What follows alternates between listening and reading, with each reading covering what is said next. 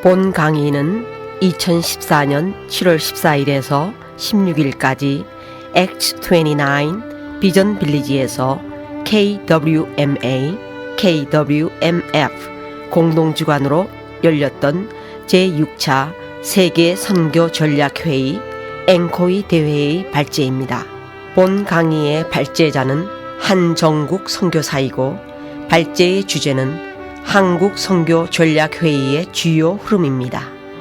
본 방송은 CGN TV의 협력으로 GMN 선교 전문 방송에서 전 세계에 나가 있는 선교사님들과 선교에 관심이 있는 성도들을 위한 방송으로 특별 제작되었습니다. 선교에 많은 도전이 있으시기를 바랍니다.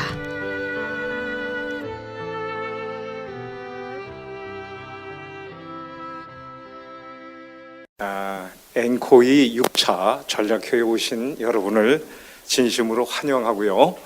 그리고 이번 대회의 어떤 주요한 전략회의가 오늘에 이르기까지 어떻게 해왔는가를 이 시간 간단한 역사와 함께 같이 좀 PPT 화면을 통해서 나눠보도록 하겠습니다. 여러분의 유인물은 13페이지, 14페이지에 잘 나타나 있습니다. 앵코이는 무엇인가? 이게 영어로 National Consultation on World Evangelization. 그래서 이니셜을 앵코이라고 저희가 부르고 있습니다. 한국말로 한국교회의 세계선교전략회의가 되겠습니다. 우리가 역사를 더듬어 보면 KWMA가 1990년도에 창설이 되었는데요. 그때 KWMA는 민족과 세계 복음화 회의로서 시작을 했습니다. 지금부터 24년 전 얘기입니다. 횃불선교센터에서 했고요. 화면을 계속 좀 바꿔주십시오. 네. 그리고 5년 뒤 1995년도는 대한민국 서울에서 G-COE, Global Consultation on World Evangelization에서 루이 시부시, 토마스 왕 이런 분들이 소위 한국 서울에서 세계 선교 전략회의를 연바했습니다. 이 G-COE 95 이후에 후속으로 KWMA 주관으로 한국 선교 전략회의가 있었습니다. 그래서 그때 우리가 이 회의를 가칭 앵코이 내셔널 컨설테이션을 하자 그래가지고 다음 화면에 보면은 세 번째 2000년도에 와서 저희 앵코이 3라고 명명을 했습니다. 1990년도와 95년도를 앵코이라고 명명한 적은 없지만 우리가 2000년도를 앵코이 3차 회의라고 하고 서울 사랑의 교회에서 약 800여 명이 3일 동안 회의를 가진 바 있습니다. 그리고 4차는 앵코이 4차 전략회의 2006년도 경기도 할렐루야 교회에서, 그리고 5차는 2010년도 할렐루야 교회에서 약 800여 명의 지도자들이 함께 모여서 회의를 가진 바 있습니다. 좀 디테일하게 하면은 제3차 선교 전략회의는 주제는 한국 선교사의 전략적 배치였습니다. 그래서 저에게 2,400만 원의 리서치 비용을 투자해서 한국 선교사님들의 소위 배치에 대해서 구체적으로 리서치한 결과 상당히 강력한 선언문이 채택된 것으로 알고 있습니다. 그리고 2년 후인 2002년도에 추가 리서치 및 전략적 배치 제안이 이루어지게 되었고요. 이로 인해서 갑론을박이 많이 있었습니다. 그러나 이것을 계기로 해서 한국 선교계가 좀 더 전방 개척 지역으로 선교를 해야겠다는 그러한 방향성을 찾은 것은 사실이었습니다. 제4차 선교 전략회의가 2006년도에 열렸는데요.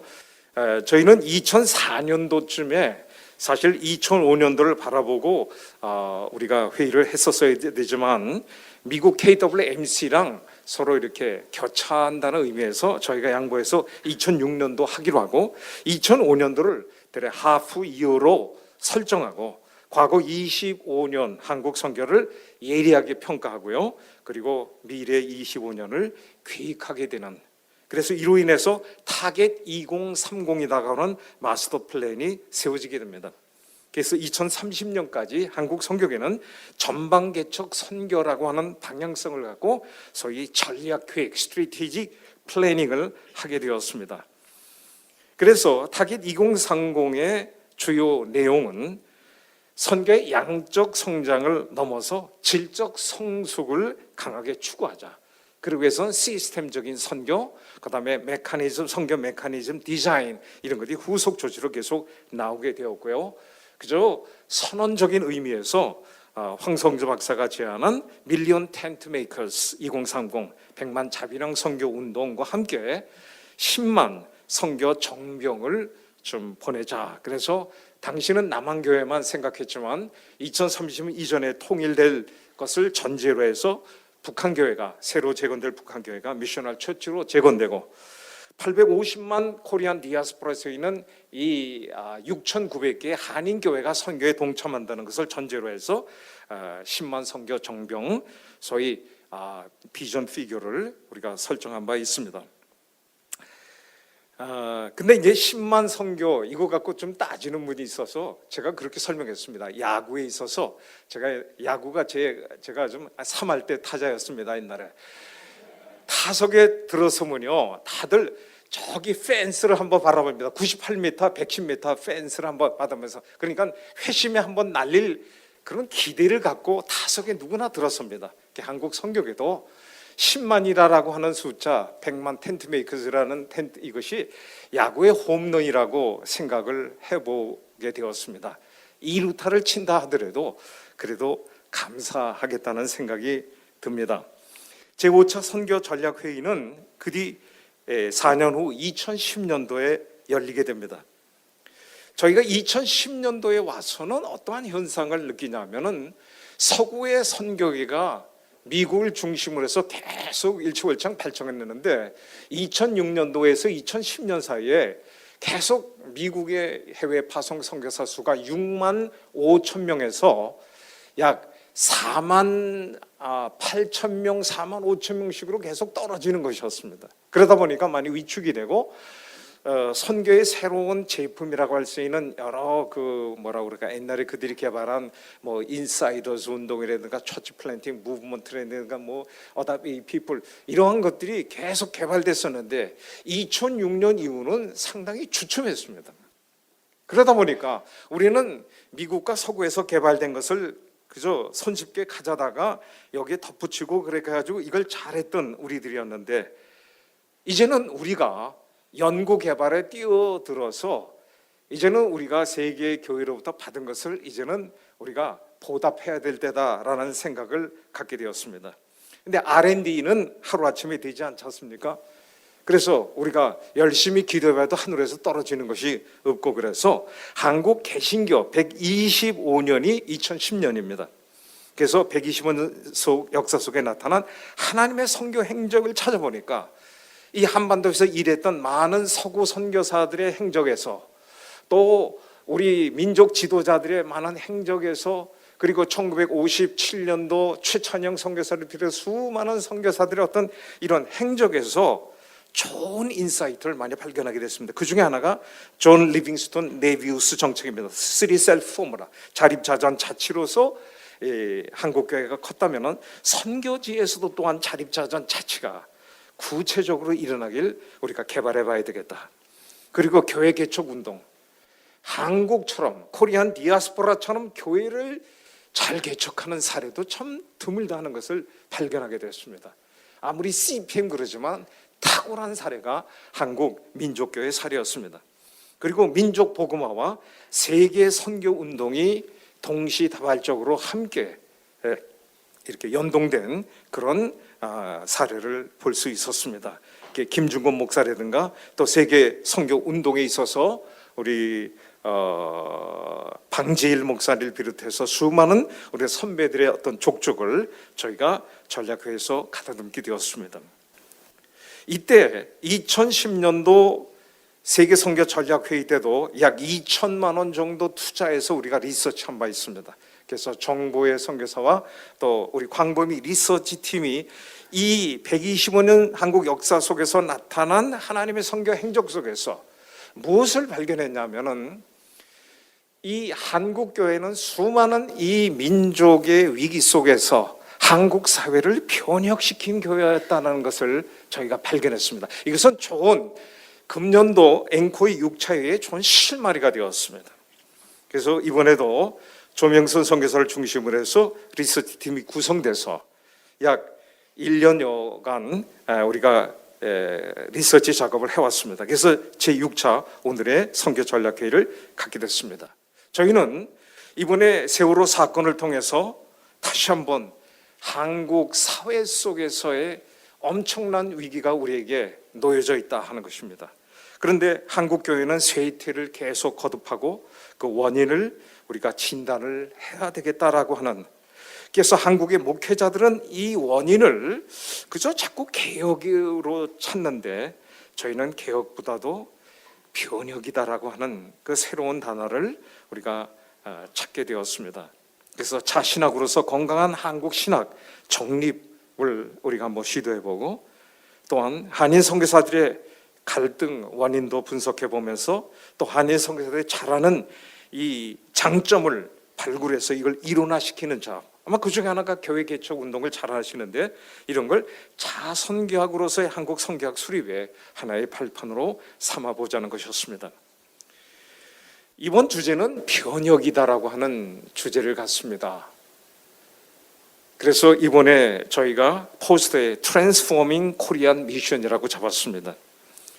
그래서 한국 선교계가 세계를 변혁하고 한국 사회를 변혁하는 데 일조하자는 그런 정신으로 우리가 준비되었습니다.